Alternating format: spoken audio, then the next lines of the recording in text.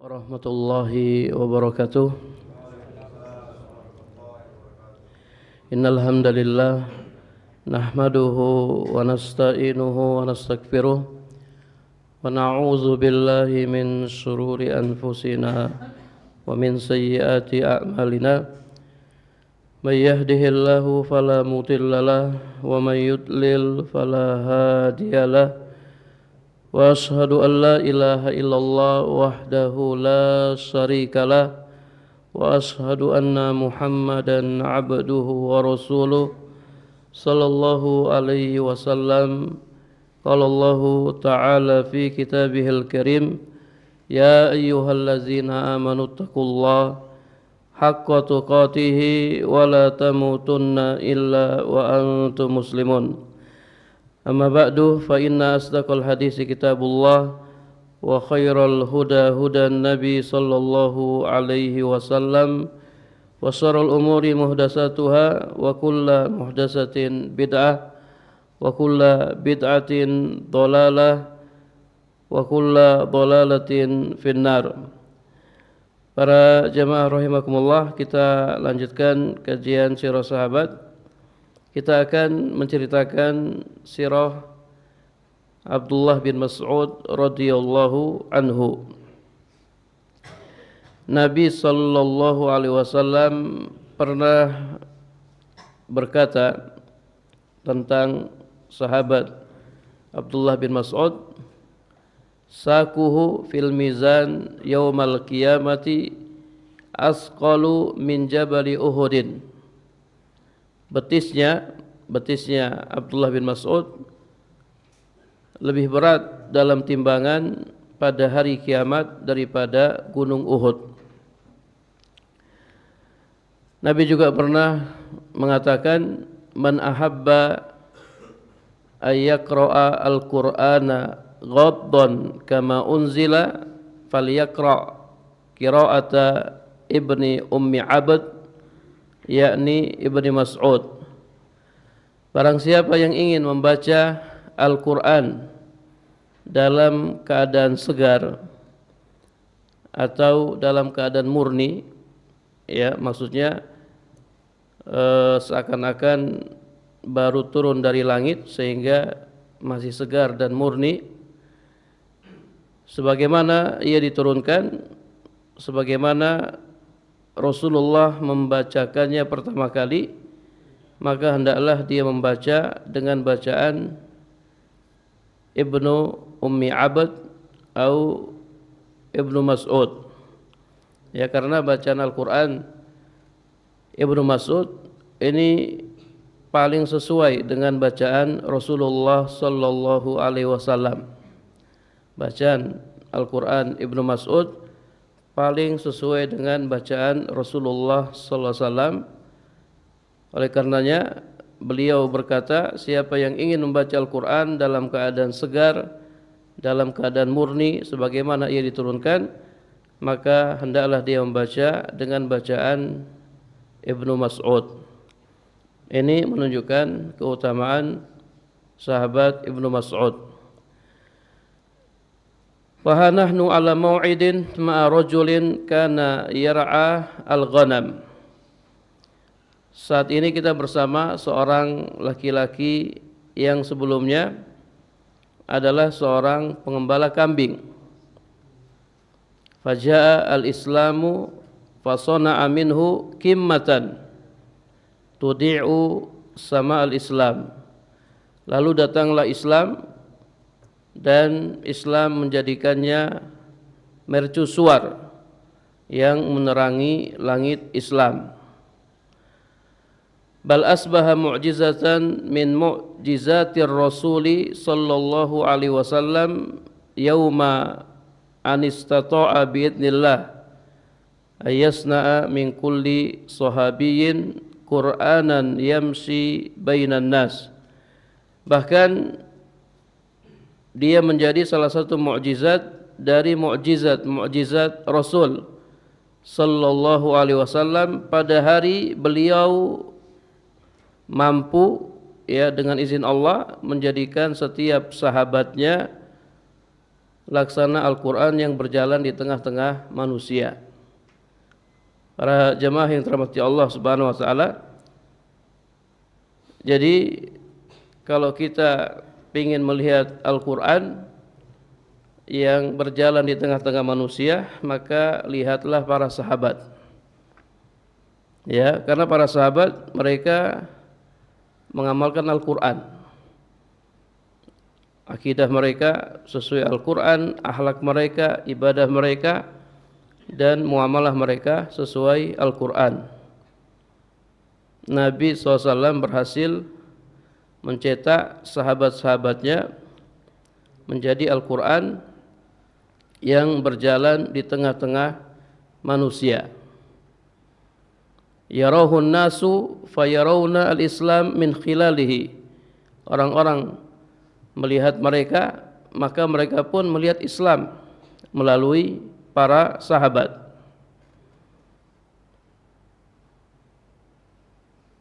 Seakan-akan mereka melihat Al-Quran dalam bentuk manusia yang hidup. Mereka tidak hanya mendengar bacaan ayat, tetapi bisa menyaksikan langsung bagaimana Al-Quran diamalkan. Ya, jadi kalau kita mau melihat Al-Quran, ya kita lihat apa yang Nabi amalkan dan apa yang diamalkan oleh para sahabat. Aisyah radhiyallahu anha ketika ditanya tentang akhlak Nabi, Aisyah menjawab, karena hulukuhu Al-Quran. Akhlak Nabi itu Al-Quran, perilaku Nabi Al-Quran. Demikian pula perilaku para sahabat. Perilaku para sahabat Al-Quran. Ini diantara salah satu mukjizat dari mukjizat Nabi SAW. Beliau mampu ya dengan izin Allah menjadikan setiap sahabatnya laksana Al-Quran yang berjalan di tengah-tengah manusia. Nabi mendidik mereka dengan Al-Quran dan mereka melaksanakan Al-Quran. Kalau zaman dulu mungkin kita bisa menilai Islam dengan melihat para sahabat. Kalau zaman sekarang kita tidak bisa menilai Islam dengan melihat kaum muslimin. Kenapa?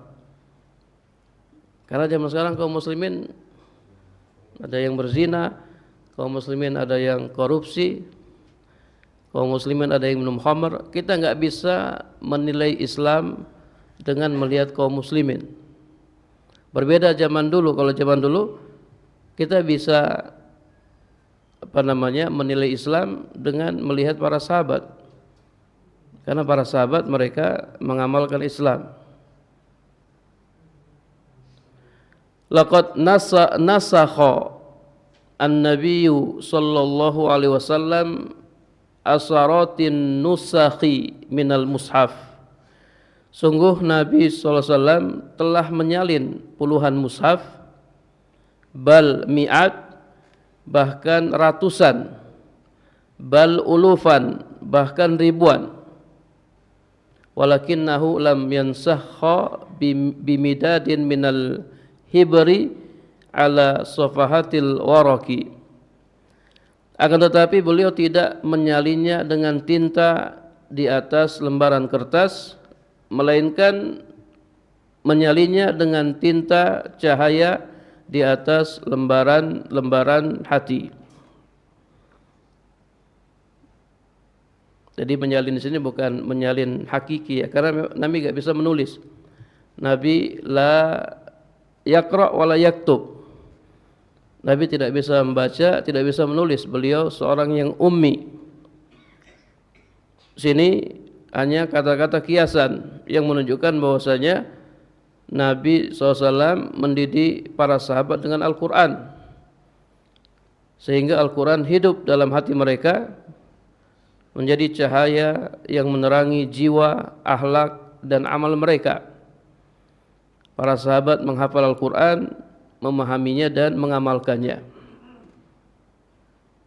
Nabi SAW beliau telah menyalin puluhan mushaf, bahkan ratusan, bahkan ribuan, akan tetapi beliau tidak menyalinya dengan tinta di atas lembaran kertas, melainkan menyalinya dengan tinta cahaya di atas lembaran hati. Zalika huwa sa'nul iman.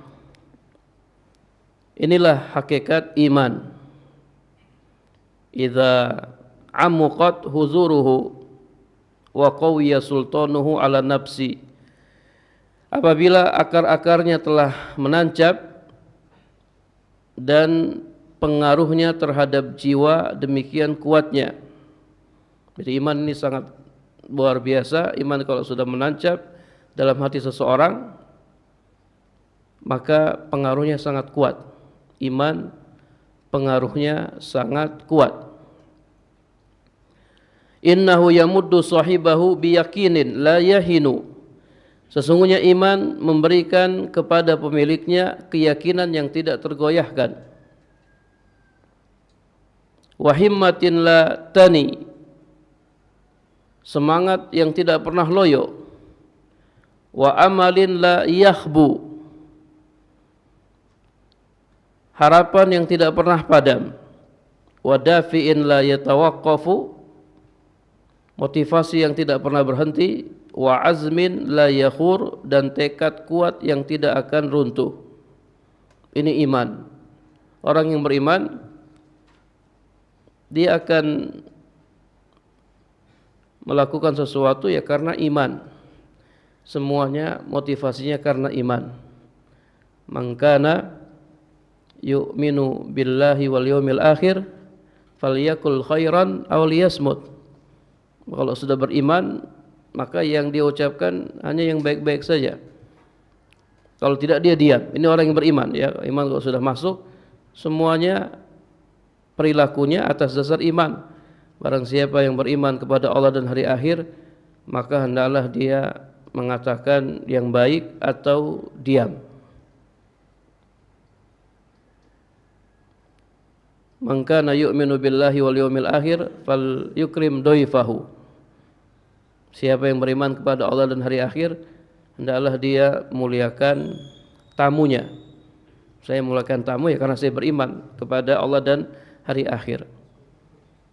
Siapa yang beriman kepada Allah dan hari akhir, hendaklah dia muliakan tetangganya. Saya muliakan tetangga saya ya karena saya beriman kepada Allah dan hari akhir. Jadi semuanya atas dasar iman. Kenapa orang mau berangkat jihad? Ya karena dia beriman. Dia siap mengorbankan harta dan jiwa raganya. Siap mati.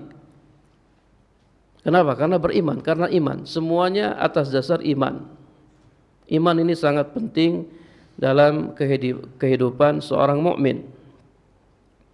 Iman memberikan kepada pemiliknya keyakinan yang tidak tergoyahkan, semangat yang tidak pernah loyo, harapan yang tidak pernah padam, motivasi yang tidak pernah berhenti, dan tekad kuat yang tidak akan runtuh.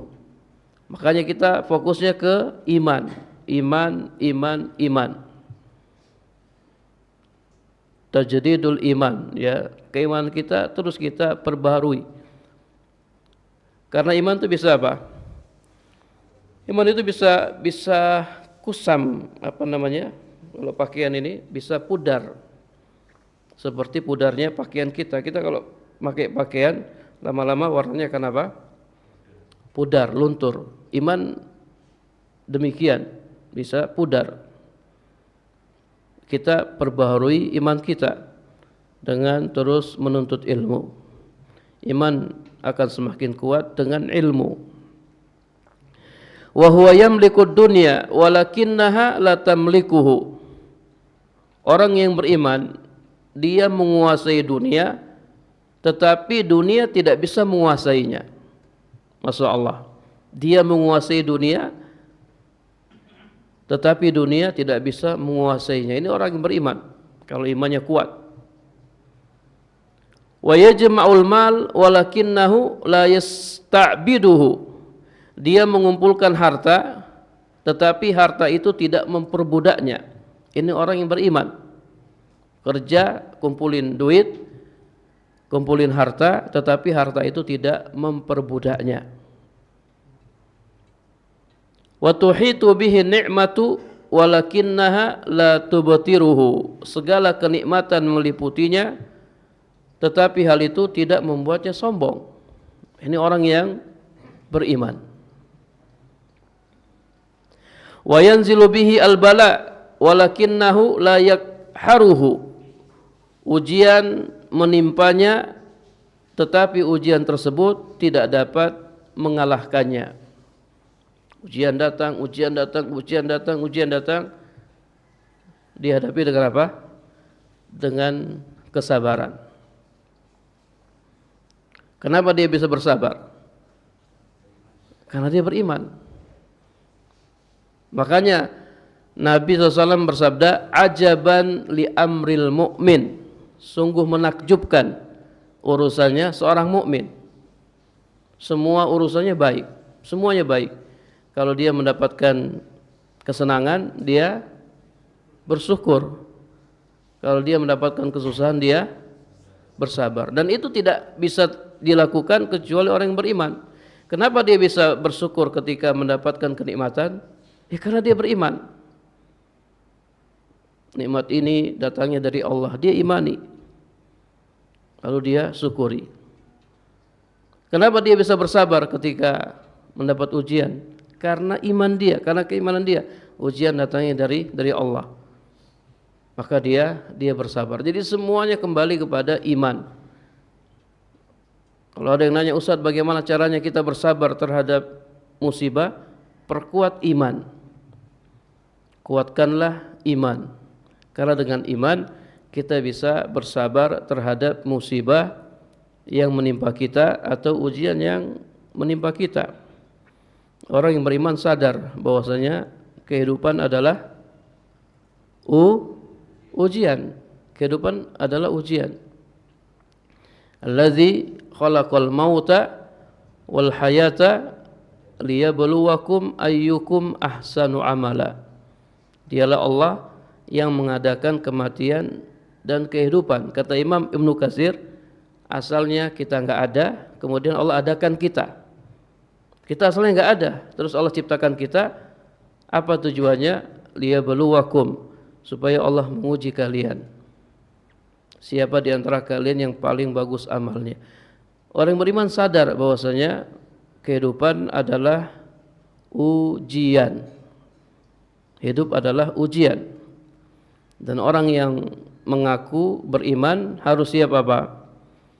Harus siap diuji oleh Allah Subhanahu wa taala. Alif Lam Mim. Ahasiban nasu ayyutraku ayyakulu amanna wa hum la yuftanun. Alif Lam Mim. Apakah manusia mengira bahwa mereka dibiarkan begitu saja mengatakan kami telah beriman sedang mereka tidak diuji? Walaqad fatanna allazina min qablihim fala ya'lamannallahu allazina shadaku wa la ya'lamannal kadzibin. Sungguh kami telah menguji orang-orang sebelum mereka, maka sesungguhnya Allah mengetahui orang-orang yang benar dan mengetahui orang-orang yang dusta. Yang diuji bukan hanya kita, orang-orang sebelum kita juga diuji oleh Allah Subhanahu wa taala. Apa tujuan ujian? Untuk membuktikan imannya benar atau tidak benar. Walaupun sebenarnya kalau ada orang mengaku saya beriman, sebelum dia diuji, Allah sudah tahu enggak dia imannya benar atau tidak benar? Allah sudah tahu. Allah sudah tahu. Tanpa Allah kasih ujian pun Allah sudah tahu ini orang imannya benar atau tidak benar. Karena ilmu Allah meliputi segala sesuatu. Tapi kenapa Allah kasih ujian? Sebagai hujjah bagi manusia. Nih buktinya, kamu dikasih ujian dan kamu tidak berhasil melewatinya. Sebagai hujjah dari Allah Subhanahu wa taala bagi manusia yang mengaku beriman. Jadi ini sunnatullah ya, para jamaah, sunnatullah bagi hamba-hambanya yang beriman. Yang namanya orang yang beriman pasti diuji, pasti, tidak bisa tidak. Dan ujian bisa kita hadapi dengan iman, dengan keimanan kita. Dalam surat Al-Baqarah ayat 214 Allah Subhanahu wa taala berfirman, am hasibatum an tadkhulul jannata walamma ya'tikum mathalul ladzina khalau min qablikum massathumul ba'sa'u wadh-dharra'u wa zulzilu hatta yaqula ar-rasulu walladzina amanu ma'ahu mata nasrullah ala inna nasrallahi qarib. Apakah kamu mengira bahwa kamu akan masuk surga padahal belum datang kepadamu cobaan, ujian, sebagaimana halnya orang-orang yang terdahulu sebelum kamu. Mereka ditimpa malapetaka, kesengsaraan, bahkan mereka digoncangkan dengan berbagai macam ujian. Sehingga berkatalah Rasul dan orang-orang yang beriman bersamanya, mata nasrullah, kapan datang pertolongan Allah. Jadi ujian, cobaan terus. Mata nasrullah, kapan datang pertolongan Allah. Apa kata Allah? Ala inna nasrallahi qarib. Ketahuilah sesungguhnya pertolongan Allah itu dekat. Ya, jadi para jamaah yang dirahmati Allah Subhanahu wa taala, hidup itu ujian. Orang yang beriman pasti diuji oleh Allah Subhanahu wa taala. Tetapi sini kata penulis, ujian tersebut tidak dapat mengalahkan orang yang beriman. Dia bisa menghadapi ujian dengan bersabar. Bahkan semakin kuat imannya, semakin apa? Semakin berat ujiannya. Asaddun nasi balaan al-anbiya. Manusia yang paling berat ujiannya adalah para nabi. Summa solihun, kemudian orang-orang saleh. Summa al-amsal fal-amsal, kemudian orang-orang yang semisal dengan mereka. Jadi ujian tidak dapat mengalahkan orang yang beriman. Kemudian kata penulis, la taziduhu as-sadaidu illa azimatan ma'a azimatihi wa quwwatan ila quwwatihi. Kesulitan-kesulitan tidak menambahnya kecuali tekad di atas tekadnya dan kekuatan di atas kekuatannya. Artinya setiap kali kesulitan datang, bukannya membuatnya lemah atau menyerah, justru semakin menambah kekuatan dan keteguhan dirinya. Ya, ibarat orang yang diuji dengan beban berat, bukan melemahkan ototnya, tetapi justru melatihnya sehingga menjadi lebih apa? Lebih kuat. Kena ujian, sehingga ujian jadi ringan. Ujian jadi ringan. Ujian bukan membuatnya lemah, menyerah, justru sebaliknya dia semakin kuat dan semakin teguh. Kazzahabi al-asil la taziduhu nar illa naqa'an wa safa'an. Kata penulis, seperti emas murni di mana panasnya api hanya menambah kejernihan dan kemurniannya. Emas semakin dipanaskan, dia semakin apa? Semakin bersih, semakin murni, semakin bening, semakin asli. Semakin dipanaskan, dia semakin murni.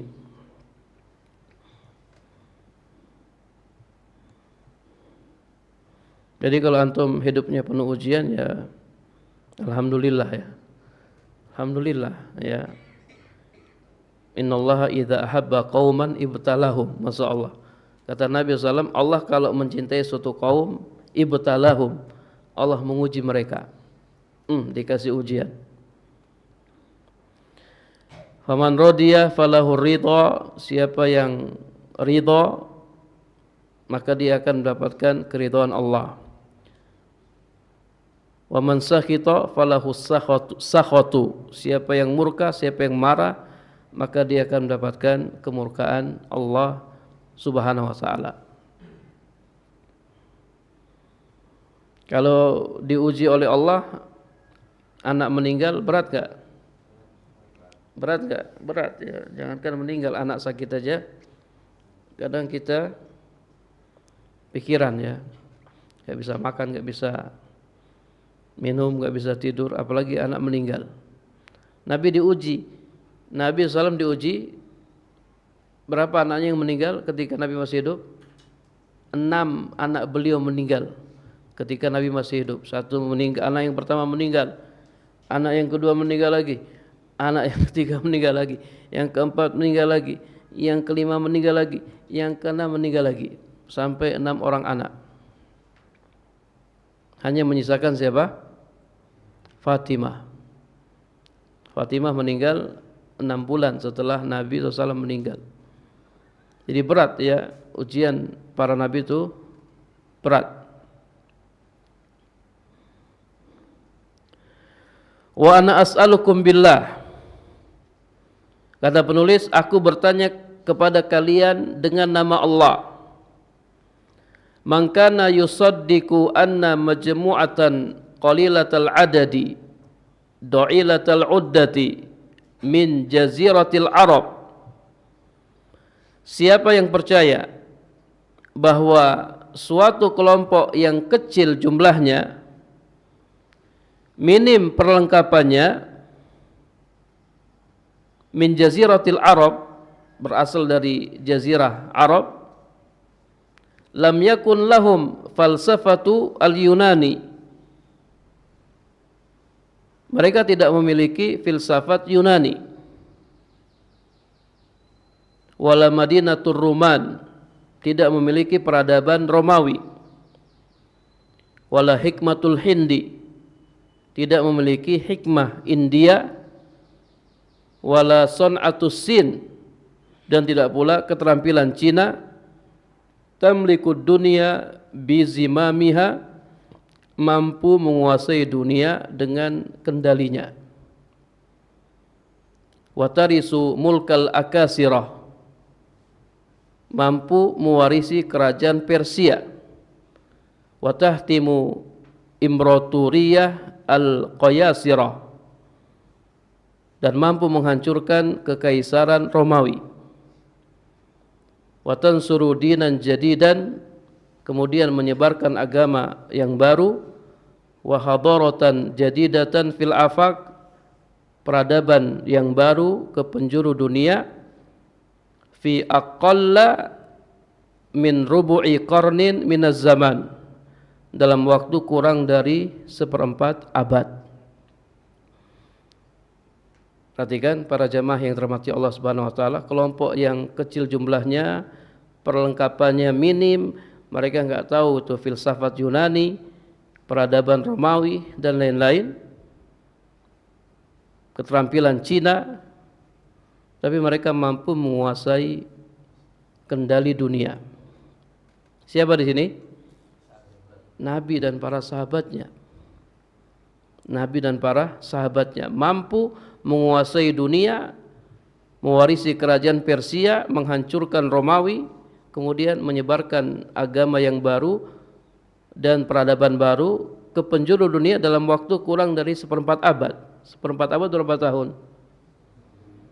1/4 abad 25 tahun. Kurang lebih ya 25 tahun. Tepatnya berapa tahun? 23 tahun. Karena Nabi berdakwah selama 23 tahun. Berapa usia Nabi? 63 tahun. Ya, 40 tahun belum diangkat menjadi Nabi dan Rasul.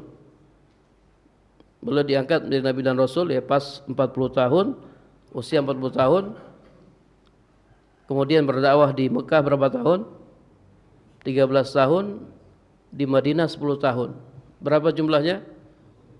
Berdakwah selama 23 tahun. Selama 23 tahun, ini waktu yang sangat singkat para jemaah. Dan beliau berhasil menyebarkan Islam ke seluruh penjuru dunia. Bahkan Islam bisa sampai di negara kita. Islam sampai di Indonesia. Islam sampai di Jawa, bahkan Islam sampai di Papua sana, sehingga kita bisa memeluk agama Islam. Masya Allah ya. Mereka menguasai wilayah yang luas, mewarisi kekuasaan Persia, mengguncang kekaisaran Romawi, serta menyebarkan agama dan peradaban baru ke berbagai penjuru dunia.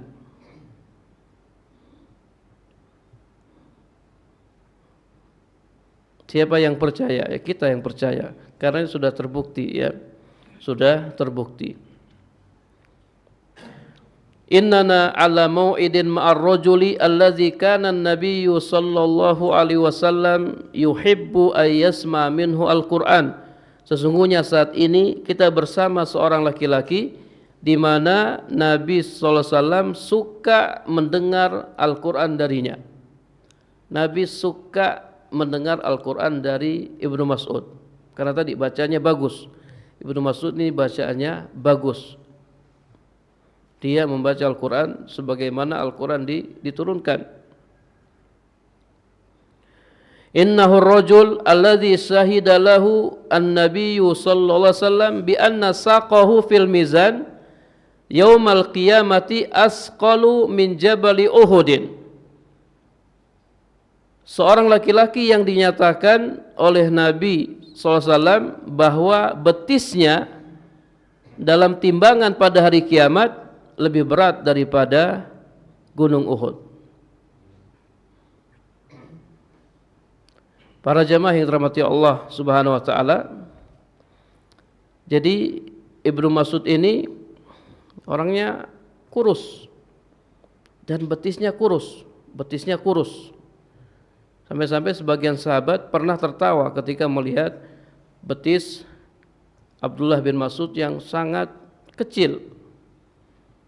Para sahabat menertawakannya. Maka Nabi SAW beliau berkata, betis Abdullah bin Mas'ud dalam timbangan pada hari kiamat lebih berat dari gunung Uhud. Nabi ingin mengajarkan bahwa nilai seseorang di sisi Allah tidak diukur dari apa? Tidak diukur dari bentuk fisik atau penampilan luar, tetapi dari iman, ilmu, dan amal. Beliau menegaskan, meskipun betis Ibnu Mas'ud kecil secara kasat mata, tapi di sisi Allah kelak pada timbangan amal nilainya lebih berat dari gunung Uhud yang sangat besar. Kalau antum umrah, coba antum lihat gunung Uhud, gunung yang sangat besar. Ya, anak dulu sama teman-teman kita pernah daki gunung Uhud ya. Kita berangkat ba'da subuh itu sampai di atas siang ya, hampir sholat zuhur. Ya, sampai di atas puncak gunung Uhud. Sebenarnya dilarang oleh masyarakat ya yang tinggal di bawah kaki gunung. Kalau ketahuan kita dilarang naik karena di atas apa? Di atas banyak serigala. Tapi kata teman-teman nggak apa-apa, yang penting kita rame-rame. Serigala nggak berani nyerang kita. Jadi kita berangkat pada subuh langsung naik ke atas. Gunung Uhud, gunung yang sangat besar dan berat. Betis Abdullah bin Mas'ud lebih berat daripada gunung Uhud yang sangat besar. Ini menunjukkan timbangan amalan kebaikan Ibnu Mas'ud pada hari kiamat sangat berat di sisi Allah. Dan sebagian ulama mereka berdalil dengan riwayat ini bahwasanya nanti yang ditimbang orang yang ditimbang. Ibnu Mas'ud ketika dia diletakkan dalam timbangan, ternyata timbangan kebaikannya sangat berat di sisi Allah. Ada yang mengatakan amalnya yang ditimbang, dan ada yang mengatakan orangnya yang ditimbang. Karena Nabi mengatakan betisnya Abdullah bin Mas'ud dalam timbangan pada hari kiamat lebih berat daripada gunung Uhud. Ya, jadi kita jangan melihat seseorang dari penampilannya. Bisa jadi ada orang dia penampilannya biasa-biasa saja, orangnya kurus ya. Mungkin kalau kena angin dia langsung terbang kali ya. Tapi ternyata di sisi Allah ya timbangannya sangat sangat berat. Tuh melihat Uwais Al-Qarni. Uwais Al-Qarni itu orang yang kalau antum baca sirahnya, orang yang biasa-biasa saja orangnya. Dia pernah kelaparan, dari makanan enggak ada. Terus dia dapat makanan apa di tempat sampah. Orang yang biasa-biasa saja, tidak dikenal oleh penduduk bumi, tapi dia dikenal oleh penduduk langit.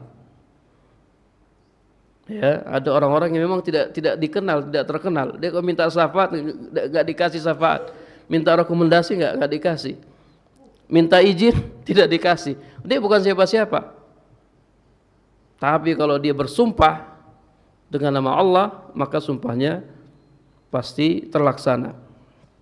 Orang-orang yang hebat, orang-orang yang luar biasa. Jadi kita jangan menilai seseorang dari penampilannya. Innana ala mau'idin ma Abdullah ibn Mas'ud radhiyallahu anhu al-imam al-habari faqih al-ummah. Sesungguhnya saat ini kita bersama Abdullah bin Mas'ud radhiyallahu anhu, seorang imam, lautan ilmu, seorang ulama dan faqih umat ini. Kana minas sabiqina al-awwalin, dia termasuk orang yang pertama masuk Islam, wa minan nujaba al-alimin, dan termasuk orang mulia yang berilmu. Syahida Badaran, dia ikut dalam perang Badar. Wa hajara hijratain, kemudian dia hijrah 2 kali. Wa kana yaumal Yarmuk ala nafali, pada perang Yarmuk dia bertugas sebagai pembagi harta rampasan perang. Bertugas sebagai pembagi harta rampasan perang. Wa manakibuhu ghaziratun wa rawa ilman katsiran, keutamaannya sangat banyak dan dia meriwayatkan ilmu yang banyak. Para jamaah yang dirahmati Allah Subhanahu wa taala, Abdullah bin Mas'ud atau Ibnu Mas'ud aslama qabla dukhuli Rasulillah sallallahu alaihi wasallam Darul Arqam. Dia masuk Islam sebelum Rasulullah SAW masuk ke rumahnya Al-Arqam, Al-Arqam bin Abil Arqam. Ada yang berkata, kana sadisan fil Islam, Abdullah bin Mas'ud adalah orang ke-6 yang masuk Islam. Beliau adalah orang ke-6 yang masuk Islam. Yang pertama yang dikhilafkan oleh para ulama, Khadijah, Abu Bakar, Ali, Zaid bin Harisah. Ini dihilafkan oleh para ulama siapa yang pertama masuk Islam. Kenapa para ulama khilaf? Karena keempat orang ini masuk Islam di hari yang sama. Di hari yang sama. Ya, yang kelimanya ya ana tidak tahu siapa yang kelima. Yang keenam ya ada yang mengatakan yang keenam Abdullah bin Mas'ud. Abdullah bin Mas'ud. Kalau siapa? Suhaib Ar-Rumi dan juga Ammar bin Yasir ini masuk Islam setelah Nabi masuk Darul Arqam. Nabi sudah masuk ke Darul Arqam baru mereka masuk Islam. Adapun Ibnu Mas'ud dia masuk Islam sebelum Nabi masuk Darul Arqam. Dia lebih dahulu masuk Islam daripada Ammar bin Yasir, kemudian Suhaib Ar-Rumi dan sahabat-sahabat yang lain. Wasahida al-masahida kullaha, dia ikut serta dalam seluruh peperangan. Wa kana sahiba sirri Rasulillah SAW, pemegang rahasia Rasulullah ya. Jadi dia termasuk pemegang rahasia Rasulullah SAW. Wa wisadihi wa siwakihi wa na'laihi wa tuhurihi fis safar. Kemudian orang yang mengurus bantal, siwak, sandal dan wudu Rasulullah SAW pada saat safar. Pada saat safar. Ya, antum lihat ini para sahabat, khususnya sahabat Ibnu Mas'ud, dia melayani Nabi sallallahu alaihi wasallam. Dia siapin bantalnya Nabi ini pas safar ya. Bantalnya Nabi disiapin, siwaknya Nabi ya, sandalnya, kemudian air wudunya disiapkan oleh Abdullah bin Mas'ud. Ya, ini adab ya para jamaah, adab bagi apa?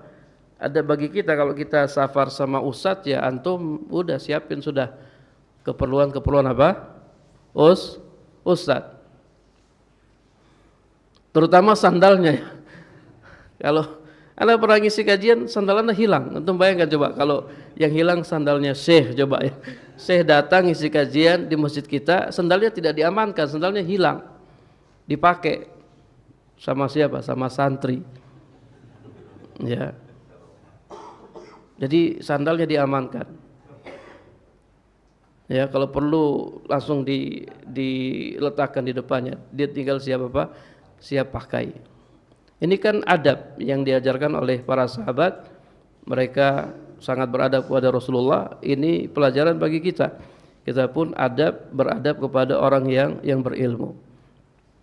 Antum bawakan mungkin tasnya, ya, antum bukakan pintu ya untuknya. Jadi kita muliakan para ulama ya, para ustadz yang ya bersama kita atau yang datang di tempat kita. Wa kana yusbihu bin nabiyyi sallallahu alaihi wasallam fi hadyihi wa dallihi wa samtihi. Ibnu Mas'ud menyerupai Nabi SAW dalam petunjuk, penampilan dan sikapnya. Wa kana khafifal lahmi, ia berbadan kurus, qasiran, pendek, sadidal udmati, dan berkulit sawo matang gelap. Berkulit sawo matang gelap. Ini ciri-ciri fisik ya Abdullah bin Mas'ud. Orangnya berbadan kurus, pendek, dan berkulit sawo matang pekat atau gelap. Wa kana min ajwadin nas sauban, beliau termasuk orang yang paling bagus pakaiannya. Masya Allah, beliau sangat menjaga penampilan. Wa min atyabin nasi rihan, dan paling harum baunya. Pakaiannya bagus, penampilannya rapi, dan paling harum baunya. Ya, ada sebagian ikhwan itu Masya Allah ya, penampilannya rapi, kemudian baunya juga apa? Wangi. Kadang kita salaman aja, Masya Allah itu tangan kita, ya parfumnya tuh menempel ke tangan kita. Ini parfumnya luar biasa. Ada juga yang bau bawang ya, bau terasi, ya. Jadi Nabi suka dengan yang wangi-wangi, yang harum-harum. Malaikat juga suka dengan yang harum-harum. Maka kita disuruh apa? Bersiwak. Suruh bersiwak. Ya, pakai minyak wangi. Pakai minyak wangi. Innallaha jamilun yuhibbu al-jamal. Allah itu indah. Allah menyukai keindahan. Wa wala qadal Kufah wa baital mal li Umar wa sadaran min khilafati Utsman. Ibnu Mas'ud pernah menjabat sebagai qadi, sebagai hakim di Kufah dan pengelola Baitul Mal pada masa Umar dan awal pemerintahan Utsman. Summa sara ilal Madinah, kemudian setelah itu dia kembali ke Madinah. Famata biha, lalu wafat di Madinah pada tahun isnataini wasalasin, 32 Hijriah. Wadufina bil Baqi', kemudian beliau dimakamkan di Baqi', wa huwa ibnu bid'in sittin, dalam usia 60 tahun lebih. Dalam usia 60 tahun lebih. Taib, ini muqaddimah ya dari kisah sahabat Ibnu Mas'ud radhiyallahu anhu. Cukup ya para jamaah. Seolah nanti pertemuan berikutnya kita akan menceritakan kaifa kanat qissatu islamihi, bagaimana kisah keislamannya, bagaimana kisah keislaman Abdullah bin Mas'ud. Baik, ada pertanyaan para jamaah? Ada yang ingin ditanyakan? Naam. Iya. Salam. Kalau sekarang bacaan Ibnu Mas'ud itu seperti apa ya Ustaz, yang terpori yang baca? Wallah alam ya. Jadi wallah alam bisawab. Sekarang kan sudah istilahnya dari guru ke murid sudah panjang sekali Pak. Kalau dulu kan Al-Quran turun, Nabi bacakan langsung didengar oleh siapa? Ibnu Mas'ud. Jadi Ibnu Mas'ud itu langsung mendengar Al-Quran yang dibaca oleh Nabi, kemudian dia menirunya. Bacaan Ibnu Mas'ud seperti bacaan Nabi SAW. Dan Nabi senang mendengar bacaan Ibnu Mas'ud. Kalau sekarang kan sudah sanadnya sudah panjang sekali Pak. Ya. Jadi ya paling tidak mirip-mirip dikit lah ya kalau apa namanya sekarang. Wallahu alam bisawab. Naam. Bicara masalah iman, iman itu kan apakah yang pertama ketika seseorang itu merasa tidak ada ujian, hidupnya lancar-lancar aja, apakah berarti dia imannya sedikit, imannya tipis? Terus yang kedua, di dalam menghadapi kehidupan sehari-hari, kita kan kadang-kadang terpengaruh motivasi orang-orang yang orang kafir, katakanlah gitu ya, semacam gagal adalah kesuksesan yang tertunda. Apa Pak? Gagal adalah kesuksesan yang tertunda.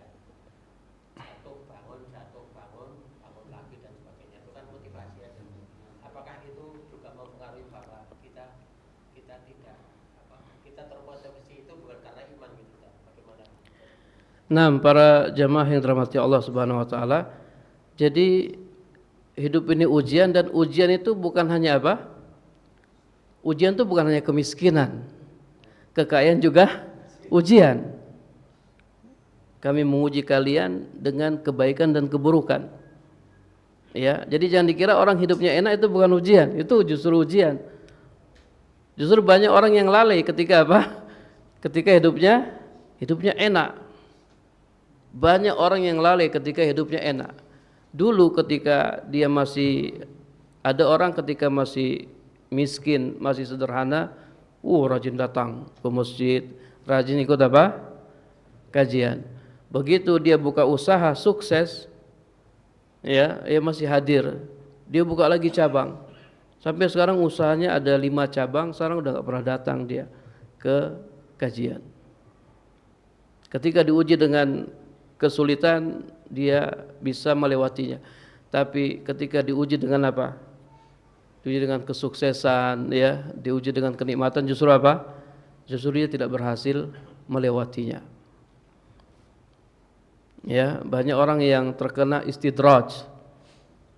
Ya, dia maksiat, tapi hidupnya apa? Baik-baik saja, hidupnya anteng-anteng saja.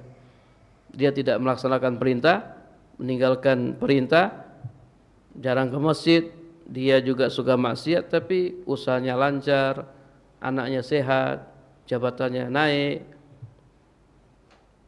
Itu istidraj, ya, kenikmatan yang menipu. Jadi ingat, ujian itu bukan hanya apa? Bukan hanya kesulitan, kemudahan juga ujian. Ya, bukan hanya sakit, sehat juga ujian. Banyak orang ketika sehat malah lupa, malah lalai. Ya, ada sebagian thalib ya, misalnya di Madinah. Di Madinah itu masya Allah fasilitasnya luar biasa ya. Kalau kuliah di Madinah di Universitas Islam Madinah kan fasilitasnya luar biasa lah. Antum tidur di kamar, kasih AC, dikasih selimut, dikasih kasur, dikasih gaji tiap bulan. Justru kadang sebagian talib ada yang apa? Ada yang lalai dia. Dulu waktu di Ma'had tidurnya di tikar sering apa? Sering sholat malam. Di sana ya jarang sholat malam. Karena tadi keenakan ya, kenikmatan, kasurnya empuk. Dulu kalau dia bangun tidur di badannya ada tanda. Sekarang kalau bangun tidur kasurnya yang ada tanda ya. Saking empuknya kasurnya. Saking lembutnya kasurnya. Ya, jadi kesenangan juga ujian ya. Hati-hati dengan kesenangan. Nah, kemudian yang tadi masalah gagal terus ya memang demikian, dalam Islam juga demikian ya. Orang yang gagal terus tapi dia bersabar, ya orang yang pernah gagal ya paling tidak dia punya pengalaman. Makanya antum jangan takut untuk mencoba, antum coba aja. Gagal nggak apa-apa, paling tidak antum punya pengalaman. Coba lagi kalau punya 2 pengalaman. Berbeda dengan orang yang tidak pernah mencoba, dia nggak bakalan pernah punya apa? Punya pengalaman. Wallahu a'lam bishawab. Kita cukupkan dengan doa kafaratul majlis. Subhanakallahumma wa bihamdika asyhadu an la ilaha illa anta astaghfiruka wa atubu ilaik. Assalamualaikum warahmatullahi wabarakatuh. Waalaikumsalam warahmatullahi wabarakatuh. Kami aturkan jazakumullah khairan kepada Ustaz Amir As-Suranji hafizahullah taala